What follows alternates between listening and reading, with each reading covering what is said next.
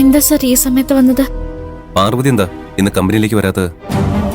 കല്യാണത്തിന്റെ കുറച്ച് ജോലികളുണ്ട്, അതാ വരാൻ പറ്റാത്തത്. ശരിക്കും കല്യാണത്തിന്റെ കാര്യങ്ങൾക്കാണോ പാർവതി ലീവ് എടുത്തത്? അതോ പാർവതിക്ക് മറ്റെന്തെങ്കിലും പ്രശ്നങ്ങളുണ്ടോ? എന്നോടോ പ്രിയനോടോ പറഞ്ഞ ഞങ്ങൾ ടെൻഷനാവുമെന്ന് കരുതി പാർവതി എന്തെങ്കിലും ഒളിക്കുന്നുണ്ടോ? അയ്യോ, അങ്ങനെയൊന്നും ഇല്ല സർ. ചേട്ടൻ പണയം വെച്ച ആഭരണങ്ങള് ഞങ്ങളിന്ന് ബാങ്കിൽ പോയി തിരിച്ചെടുത്തു. ഓ, ഇനി മുതൽ ലീവ് എടുക്കുകയാണെങ്കിൽ ഞാൻ സാറിനോട് നേരത്തെ പറയാം. സാറ് കഷ്ടപ്പെട്ട് ഇങ്ങനെ നേരിട്ട് വരേണ്ട കാര്യമില്ല. പാർവതി ലീവ് എടുത്തതിന് വഴക്ക് പറയാനല്ല ഞാൻ വന്നത്.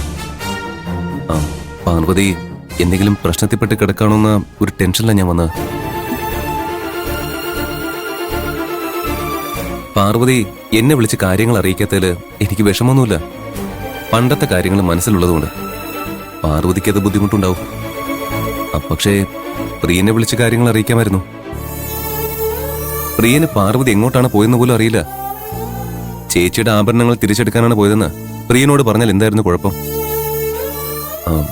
എന്താണ് സംഭവിക്കുന്നതെന്ന് എനിക്കൊന്നും മനസ്സിലാവുന്നില്ല. പാർവതി വല്ലാണ്ട് മാറി എന്ന് മാത്രം എനിക്ക് മനസ്സിലാവുന്നുണ്ട്. പക്ഷേ പാർവതി എന്ത് ചെയ്താലും അതിന് പിന്നിലൊരു കാരണം ഉണ്ടാവുമെന്ന് എനിക്ക് ഉറപ്പാണ്.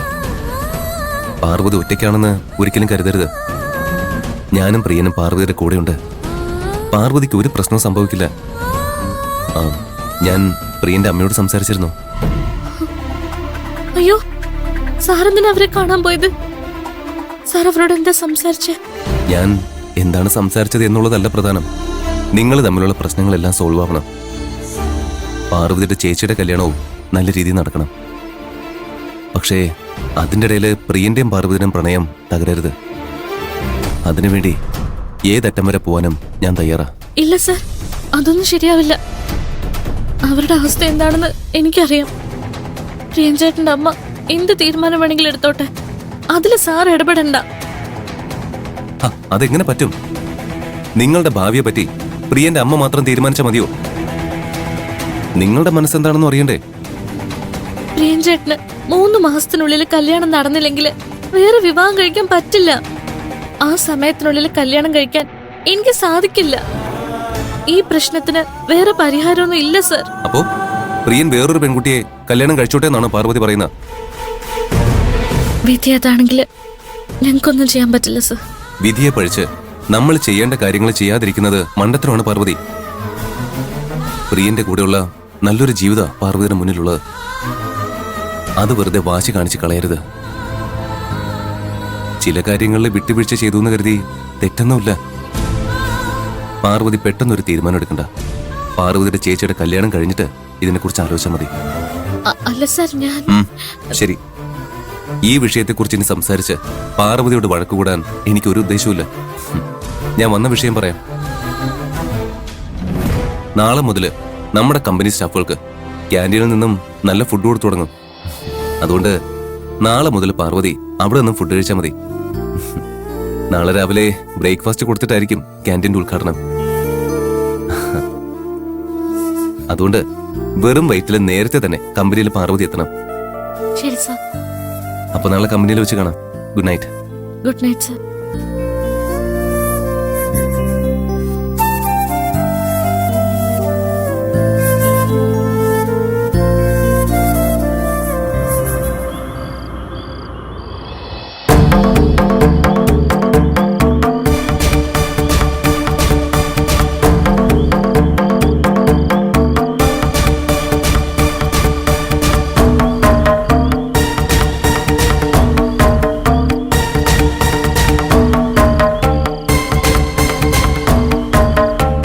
നീ പാറുവിനോട് എന്താ സംസാരിച്ച്?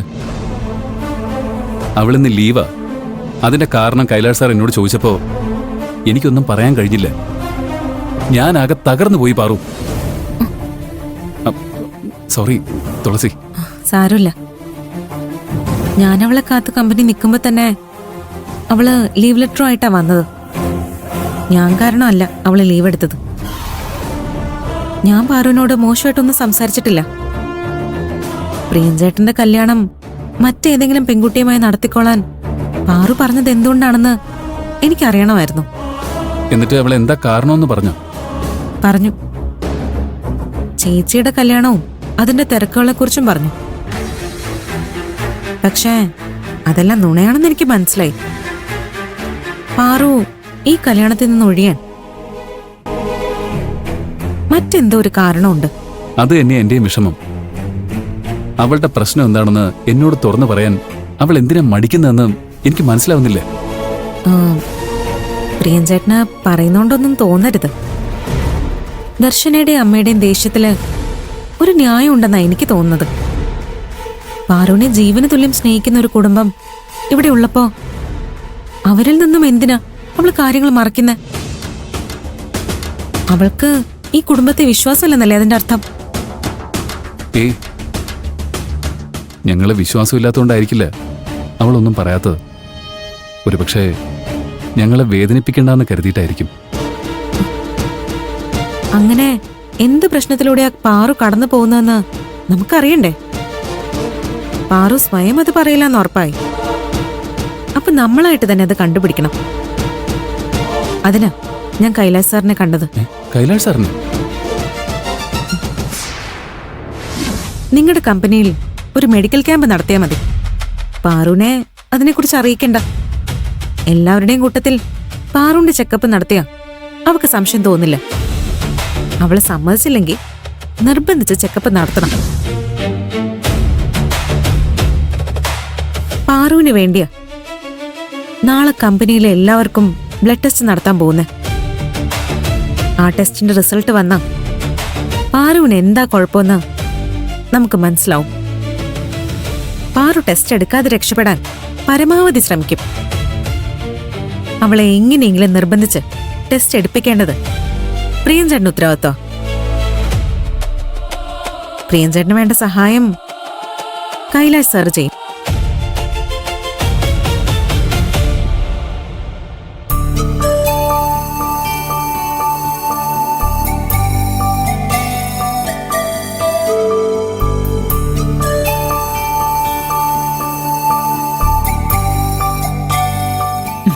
ദാ കോഫി. ഇന്ന് തന്നെ എല്ലാ കാര്യങ്ങളും സംസാരിച്ച് തീരുമാനിക്കണം. ഒരു കേസ് വാദിക്കാൻ വേണ്ടി അവള് വന്നിരിക്കുന്നത്. അതിന്റെ ടെൻഷനിലിരിക്കുന്ന അവളോട് ഞാൻ എങ്ങനെയാ കല്യാണക്കാര്യം പറയാ? 24 മണിക്കൂറും കേസിനെ കുറിച്ച് ചിന്തിച്ചോണ്ടല്ലോ വക്കീൽമാര് നടക്കുന്നത്. ഇതിനെക്കുറിച്ച് സംസാരിക്കുന്നതില് ഒരു തെറ്റുമില്ല.